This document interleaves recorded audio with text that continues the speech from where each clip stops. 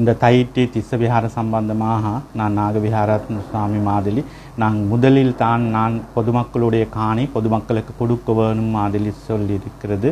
இந்த நேரத்தில் நான் சட்ட நீதி அமைச்சோம் வேறு ஜனாதிபதியோ இந்த அரசாங்கத்தில் எல்லாம் மக்களுக்கு சொன்னார், இந்த பொதுமக்களுடைய காணி பொதுமக்களுக்கு கொடுக்க வேணும், இது தான் உண்மையை இது தான் செய்ய வேணும்.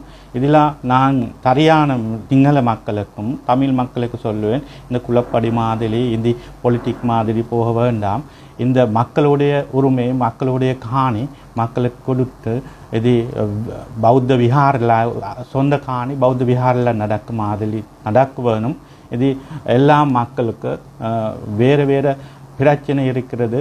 இது பிரச்சனை நாங்கள் அரசாங்கத்திலும் நாங்களுடைய ஒற்றுமையாக இது சொந்த ஐடி சொந்தமான காணி நாங்கள் பொதுமக்களுக்கு கொடுக்க மாதிரி தான் முதலில் சொன்னது.